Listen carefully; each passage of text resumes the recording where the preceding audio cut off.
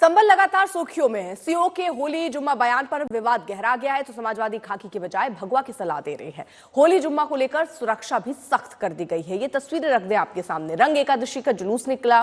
CO अनुज की पूजा पाठ को लेकर भी सियासत हो रही है। खाकी वर्दी बनाम भगवा छिड़ चुका है क्योंकि समाजवादी पार्टी ये कह रही है कि कोई आपत्ति नहीं है, आप एक प्रशासनिक ओहदे पर हैं और ऐसे में आपको ये सब शोभा नहीं देता। आप भगवा पहन लीजिए, उसके बाद आपको जो बयान देना है या जो करना है वो आप करने के लिए फ्री।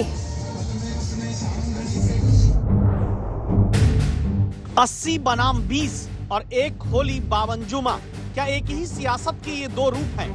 2027 80-20 की लड़ाई है। 80% 80+ बीजेपी और सहयोगी होंगे, 20 में बाकी सब होंगे। आप देखना यही रिजल्ट आने वाला है और उसी के लिए सारे कार्य हो रहे हैं और उसी को लेकर के हम आगे बढ़ रहे हैं और यही रिजल्ट भी आने वाला है। 90 के दशक में जब मंडल और कमंडल आमने सामने आए तो जो नारे गढ़े गए याद करिएगा। हिंदुत्ववादी बीजेपी के पक्ष में नारा देते थे, जो हिंदू हित की बात करेगा वही देश पर राज करेगा। जवाब में पिछड़ों की सियासत से नारा आया था, जिसकी जितनी संख्या भारी उसकी उतनी भागीदारी। 3 साल पहले 2022 के विधानसभा चुनाव में नारा बना 80 बनाम 20 का, जो मुख्यमंत्री योगी आदित्यनाथ ने ही दिया। 80 मतलब बहुसंख्यक और 20 मतलब अल्पसंख्यक। जवाब में कहा गया 85 बनाम 15, यानी 85% में पिछड़े, दलित और अल्पसंख्यक, बाकी 15 में सिर्फ सवर्ण हिंदू। 2022 के चुनाव में नारा योगी आदित्यनाथ का 80 बनाम 20 वाला चला, लेकिन 2024 के देश के लोकसभा चुनाव में यूपी में हिंदू वोट बटा तो बीजेपी की सीट घटी। और तब ये सवाल अब फिर आता है, 80 बनाम 20 की राजनीतिक निरंतरता को बनाए रखने के लिए ही क्या अभी एक होली 52 जुमा की बात आई?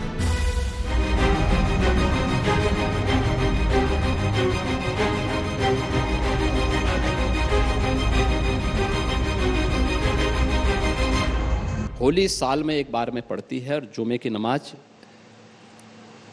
तो हर सप्ताह पढ़नी है।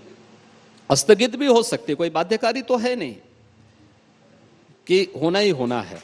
लेकिन अगर कोई व्यक्ति पढ़ना ही चाहता है तो अपने घर में पढ़ सकता है। आवश्यक नहीं कि वह व्यक्ति मस्जिद में ही जाए। सवाल है कि क्या होली पर पहली बार रमजान का जुमा आ रहा है? जवाब है कि 64 साल के बाद होली का त्योहार और रमजान का शुक्रवार एक साथ पड़ रहे हैं। इससे पहले 1961 में 4 मार्च को होली और रमजान का शुक्रवार साथ साथ थे। तीसरी अहम बात यह है कि 1961 में होली रमजान का जुमा एक दिन पड़ने पर भी किसी तरह के तनाव या हिंसा का रिकॉर्ड नहीं मिलता। तो अब दूसरा सवाल है, क्या होली और जुमा पहली बार पड़ रहे हैं? जवाब है नहीं।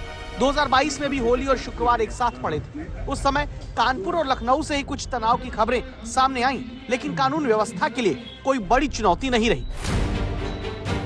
भाई होली जुमे में पहली दफे थोड़ी आ रही, पहले भी तो जुमे में होली आई है, कोई आज नहीं आई। पहले जुम्मा ना हुआ, रिकॉर्ड उठा के देखो कब तक नमाज हुई है, कब तक होली खेली गई है, क्या है लिखित में। 12 बजे तक ढंग खेला गया, 12 के बाद में नमाज हुई है। तो ये नई नई बातें पैदा ही क्यों कर रहे हैं? मतलब झगड़ा कराना चाह रहे हैं। संबल में क्या कराना चाह रहे हैं? होली भी होती है, रमजान भी होगा, ईद भी होगी, मुहर्रम भी होगा। हजारों लाखों साल से होते चले आए। ये मुल्क एक गुलदस्ते की मानिंद मुल्क है। तो फिर अब की होली पर सुरक्षा से लेकर नमाज स्थगित भी हो सकती है जैसी चर्चा केवल कानून व्यवस्था के लिए हो रही, या फिर इसका सियासी संदेश दूर तक फैलाना है? या तो जाना है तो फिर रंग से परहेज न करें। अगर रंग से किसी को परहेज है तो अच्छा होगा। और पुलिस अधिकारी ने यही बात समझाई। और ठीक है, जो हमारा वो पुलिस अधिकारी है वह पहलवान रहा है, अर्जुन अवार्डी रहा है, ओलंपियन है, पूर्व ओलंपियन है। तो अब पहलवान की बात है तो पहलवानी की तरह बोलेगा तो थोड़ा कुछ लोगों को बुरा लगता है, लेकिन सच है, उस सच्चाई को स्वीकार करना चाहिए। क्या कहीं पर मुस्लिम पक्ष की तरफ से जुमे के दिन होली खेले जाने को लेकर ऐतराज जताया गया था, या फिर जुमे की नमाज के दिन होली के दौरान किसी मुस्लिम नागरिक पर रंग पड़ने पर विवाद और फिर विवाद से तनाव बढ़ने की आशंका को भांपकर 52 जुमा एक होली की बात आई? किसी मुसलमान ने नहीं कहा है कि हमें होली से एतराज़ है। न संभल के किसी धर्मगुरु ने यह बयान दिया कि हम जुमे की नमाज पढ़ने जा रहे हैं, लिहाजा होली का रंग न खेला जाए।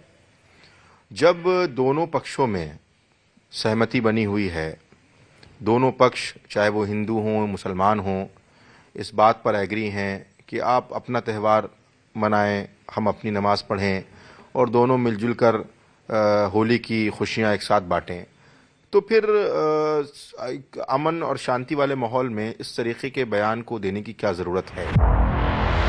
अगर विवाद कहीं पहले से था ही नहीं तो क्या ये सियासी दांव है कि विपक्षी नेता प्रतिक्रिया दें और फिर उस प्रतिक्रिया को होली के मुकाबले रमजान के जुमे की ज्यादा चिंता के तौर पर राजनीति में दिखाकर 80-20 का मुद्दा बनाया जाए, या फिर पहले से माहौल में तनाव बताकर शांति से सब कुछ होने के बाद मजबूत कानून व्यवस्था का क्रेडिट लिया जाए। जवाब के लिए संभल में ही होली से पहले सोमवार की इन तस्वीरों को देखिए। जिस जगह पर संभल की शाही जामा मस्जिद के सर्वे के दौरान हिंसा भड़की, वहां रंग एकादशी पर पुलिस की सुरक्षा में चौपाई जुलूस निकलता है।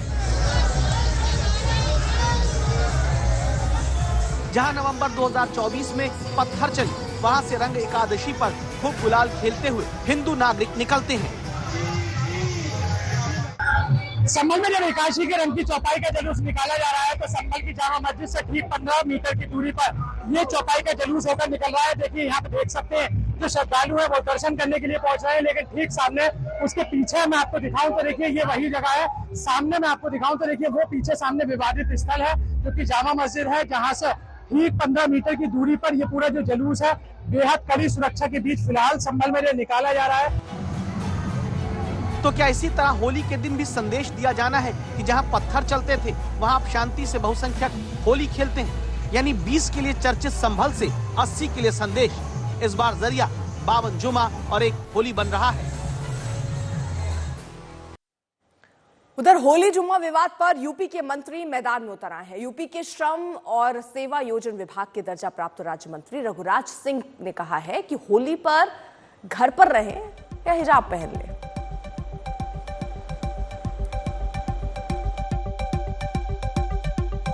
देखिए, इस विषय में कुछ कहना नहीं है। मेरी एक सलाह है मुस्लिम पंथ से, क्योंकि वो धर्म नहीं है, पंथ है। पंथ वालों के लिए 52 जुम्मे आते हैं एक साल के अंदर, इसलिए एक दिन लेट नमाज कर लें या नमाज उसी समय करनी है।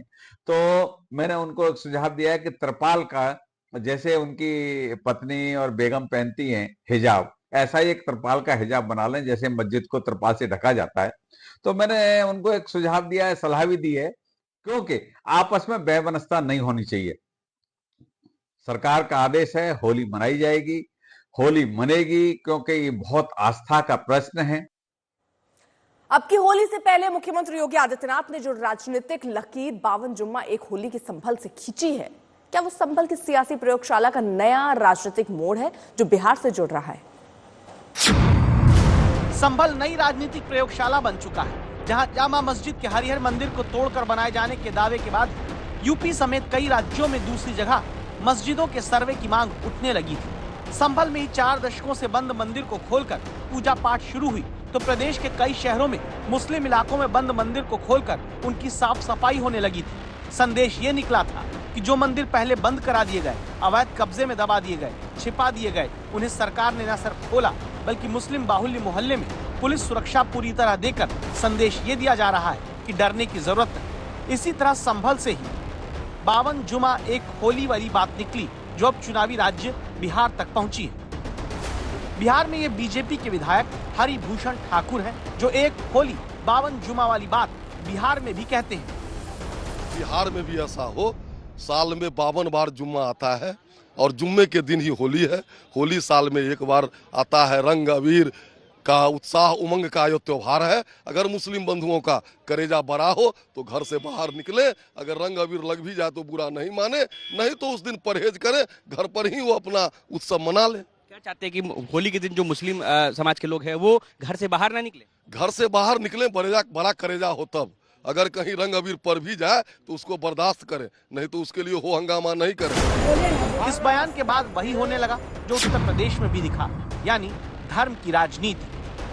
माननीय प्रधानमंत्री का हिम्मत है, माननीय प्रधानमंत्री का हिम्मत है तो बिहार से देश भर से मुसलमानों को भगाने का काम करेंगे, राज कहीं बनाने का काम करेंगे। क्या बात। मैं समझता हूँ कि हमारे देश के जितने भी धर्म के लोग हैं हर त्योहार जो है मिलजुल करके मनाने का काम करते हैं। हमने देखा भी है कि हिंदू, मुस्लिम, सिख, ईसाई चाहे जो भी त्योहार है सब लोग मिलजुल करके मनाने का काम करते हैं। लेकिन बीजेपी आरएसएस के जो लोग हैं वो भारतीय सौहार्द को बिगाड़ने का काम करते हैं। हर धर्म के लोगों को बांटना चाहते हैं, देश में नफरत फैलाना चाहते हैं। लेकिन देशवासी जो है अब इनके मंसूबे को अच्छी तरह समझ गई है कि इन लोगों का काम है देश को बांटना, नफरत फैलाना। लेकिन देश के जो लोग हैं, बिहार के लोग हैं, सब लोग मिलजुल करके अपना हर त्योहार मनाने का काम करेंगे। अब इस बीच सवाल ये, क्या बीजेपी ने तय कर लिया है कि खुलकर 80-20 वाली सियासत पर ही चलेंगे?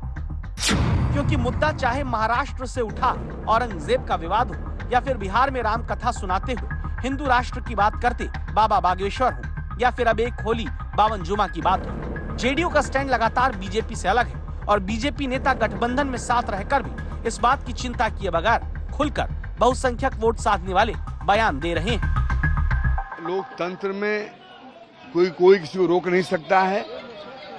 जुमा का नमाज भी अदा होगी, होली भी होगा, दोनों लोग भाईचारा बना के चलेंगे, प्रशासन मुस्तैद रहेगी। आपकी ही समर्थित पार्टी जेडीयू जो वो भी आपके इस बयान को नहीं, ये विवाद का बयान नहीं है, ये समाधान का बयान है। इससे समाधान होगा, विवाद नहीं। इसी तरह बाबा बागेश्वर ने जब हिंदू राष्ट्र की बात बिहार में कही तो हमारा साथ बांधो, हम तुम्हें हिंदू राष्ट्र हम संविधान के खिलाफ नहीं बोलते हैं, संविधान हमारा आदर्श है, हम उस देश के निवासी हैं, एक धर्म में संविधान, दूसरे धर्म में नामान नहीं करना चाहिए। तब भी बिहार में जेडीयू नेता सवाल उठाते मिले और बीजेपी समर्थन करती। ऐसी बातें करें जिससे हमारे बिहार का फायदा हो, इससे कहने से कोई मतलब नहीं। मैं बराबर कहता हूँ, कोई भी बाबा हो, कोई भी हो, किसी भी समाज से बिलोंग करता हो, सौहार्द भाईचारा नहीं बिगड़ना चाहिए। ऐसे शब्द का प्रयोग न करें, सौहार्द बिगड़े। मैं बराबर कहता हूँ। बाबा का कहना 100% सही है। यह देश बाबर का नहीं है, रघुवर का है। सारी देश और दुनिया जानती है कि 1947 के बाद जो देश बचा वो रघुवर का देश है, यह हिंदुओं का देश है और बाबा हिंदू राष्ट्र के निमित्त निकले हैं। हम लोग उसका पुरजोर समर्थन करते हैं। तो क्या बिहार में बीजेपी बिना नीतीश की भी तैयारी में है? क्योंकि जो नीतीश कुमार संयोजक न बनाए जाने पर बीच लोकसभा चुनाव में इंडिया गठबंधन से अलग हो गए, वो अभी हिंदू राष्ट्र, औरंगजेब और बावन जुमा एक होली के बयान पर चुप है। इस चुप्पी के पीछे क्या कोई राज है या फिर बीजेपी नीतीश के साथ या नीतीश के बिना दोनों मोड में लड़ने की तैयारी कर रही है?